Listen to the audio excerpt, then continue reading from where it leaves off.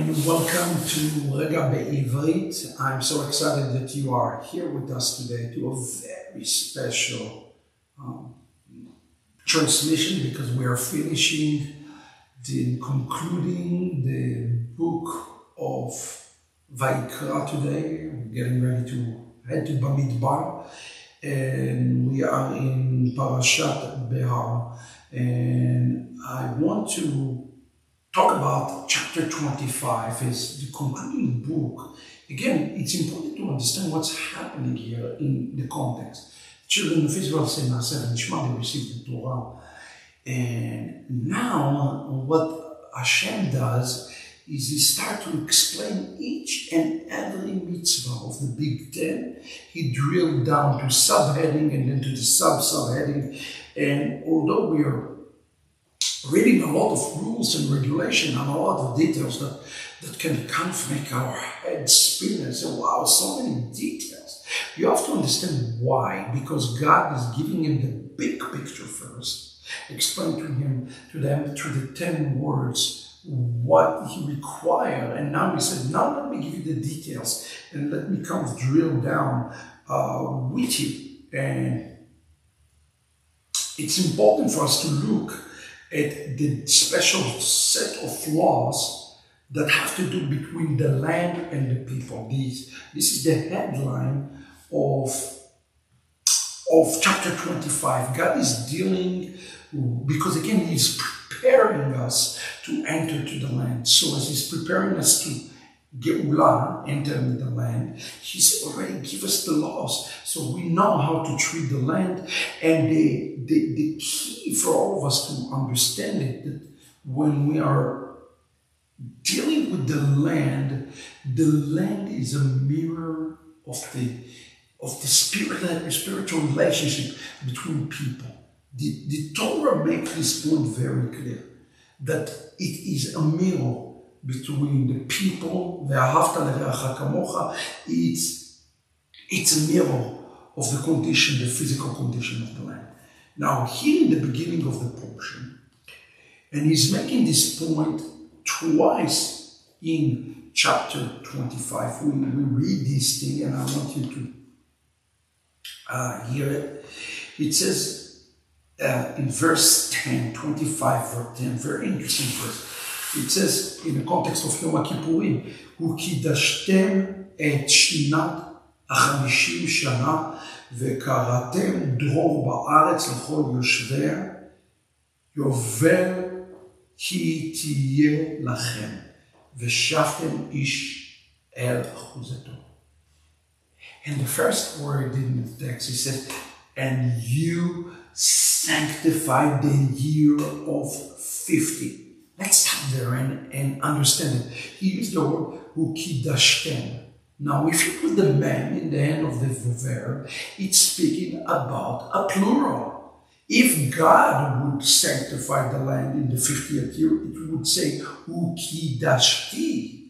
But the fact is that it says ukidashtem, meaning the yod is transformed to a mem. So it means that this mitzvah is not something that is fulfilled by God. It's not something that God is doing. It's something that the people are doing. And the big theme of chapter 25 in this parasha is that we can sanctify or contaminate the land.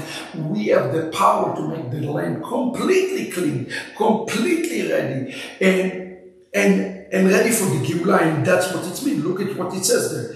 Yovel hi tiyeh lachem. It's going to be a year of Jubilee to you. And here is how God defined preparation. Ushavtem. Now, think about the word shavtem. The word shavtem comes from the word shuv, shuva, shuvu. You are returning. So he's saying here something very interesting. And you return each to his own household. But I don't believe that that's what the text is conveying to us when it says you return to your household and you return to your people and you are to dwell there. I don't think that that's what he's talking about. He's talking about creating atikunim inside your family. What, you're not with your family already? Where have you been? when he says you have to return to your family, to your return to your household, one of the things that we must do to prepare for Geulah is to repair the relationships inside our families. Listen to me carefully. If you want to sanctify the 50th, 50 is the number of Mashiach, the Matan Torah given in 50th, the Spirit is on the 50th day. If you want to sanctify the 50th day, what you must do is V'shavtem ish el achuzato ve'ish el mishpachto. Wait a second, what? It's separate the achuzah, which is the house, and the mishpacha. Because it's tied in those two together, the physical and the spiritual. The house will represent physical. God says, you need to get your affairs in order. The idea of Shavtem ish el achuzato means that you and I must get our affair in order, get our house cleaned up, get our business cleaned up. In the book of Revelation, we speak about the Messiah that is knocking at the door. Is the house ready? I've already returned to the house to get it ready. Is it ready? That will be number one question. And then number two, it says your return to your family, meaning to bring repair, restoration, healing, and life into our own families. So this is all part of the preparation for the Geulah. So that's what you mean when we say V'kidash, and you sanctify it. God said, no, I'm not sanctifying this time. You sanctify it in the way you treat others around you. And that's why in verse 24, he says this, and throughout, Bechol eretz achuzatchem Geulah titnu la'aretz. This is absolutely incredible. And if you look at that specifically in the Hebrew, it's even more incredible. Because he's saying here, and through your land and your household, you bring Geulah to the land. The Geulah is not the one who give you the land is not the one who give you the Geulah. It is you who redeem the land. Think about the implication today. We are living in places that need redemption. If you watch the news, if you watch what's happening around the world, I'm willing to bet that each and every city that you are sitting in today and you're watching, you notice that your city needs to be redeemed. I know where I live, we need to redeem, redemption.